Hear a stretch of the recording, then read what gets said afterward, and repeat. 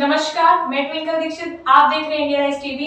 आइए नजर डालते हैं आज की कुछ खास खबरों पर। डॉक्टर सुनीता जाट, गांव सुवाना, जिला भीलवाड़ा, राजस्थान निवासी, 2025-26 यूपी-एससी में चिकित्सा अधिकारी के पद पर ऑल इंडिया में 23वीं रैंक के साथ चयन होने पर उनके कार्यालय दिल्ली नगर निगम आयुर्वेद डिस्पेंसरी सावन पार्क अशोक विहार नई दिल्ली में पहुंचकर राष्ट्र भ्रात यज्ञ समारोह के संयोजक एवं वैचारिक क्रांति के राष्ट्रीय कवि लेखक ऋषिपाल भदाना ने बधाई एवं शुभकामनाएं दी और बेटियों की पढ़ाई के बारे में और चिकित्सा क्षेत्र में प्राकृतिक औषधि इलाज के बारे में उन्होंने आपस में विचार साझा किए और उन्होंने कहा, बेटियां देश का मान सम्मान होती हैं। उन्हें अपने आप को धैर्यवान बनाकर राष्ट्रीय धर्म निभाने की ज़रूरत है। हमें दूसरों को नहीं, पहले खुद को जगाने की ज़रूरत है। जिस तरह से डॉक्टर सुनीता जी ने अपने पिताजी के बचपन में सजोए सपने को पूरा करने के लिए कठिन परिस्थितियों में मेडिकल की पढ़ाई की और जब वह पढ़ाई कर रही थी तो उनके पिताजी का देहांत हो गया था और उसके जीवन का सबसे बड़ा झटका था, लेकिन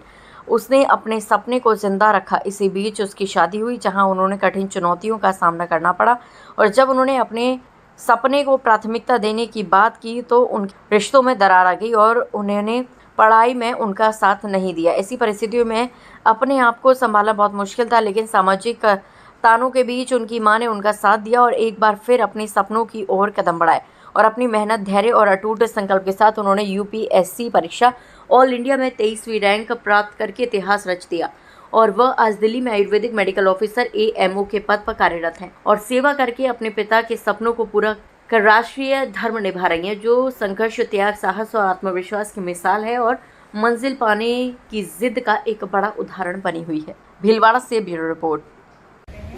आज ऋषिपाल जी वैचारिक क्रांति के कवि हमारे ऑफिस आए हैं और मेरा UPSC medical officer all India में 23 रैंक के साथ सिलेक्शन होने पर आज वो मेरे ऑफिस पधारे हैं। उन्होंने मुझे हार्दिक शुभकामनाएं दी और मेरा स्वागत किया।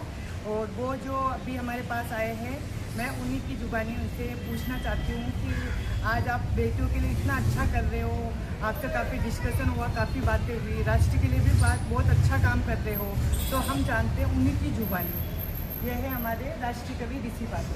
हमारे जो बेटियां हैं वो एक कवि होने के नाते से मैं उनके बारे में इस अवसर पर इतना ही कहना चाहूँगा कि जो डॉक्टर सुनीता जी ने जो प्राप्त की है वो अपने आप में एक मिसाल है बेटियों के लिए। तो इस अवसर पर मैं इतना कहना चाहूँगा कि बेटियाँ देश का मान होती हैं, ये परिवारों का सम्मान। बेटियाँ देश का मान होती हैं, ये परिवारों का सम्मान होती हैं। इन्हें अपने आप को धैर्यवान बनाकर राष्ट्रीय धर्म निभाने की जरूरत है। हमें दूसरों को नहीं, पहले खुद को जगाने की जरूरत है। तो जय हिंद, जय भारत। आगे ताजा खबरों से जुड़े रहने के लिए हमारे चैनल को सब्सक्राइब, लाइक, बेल आइकन दबाना ना भूलें। धन्यवाद।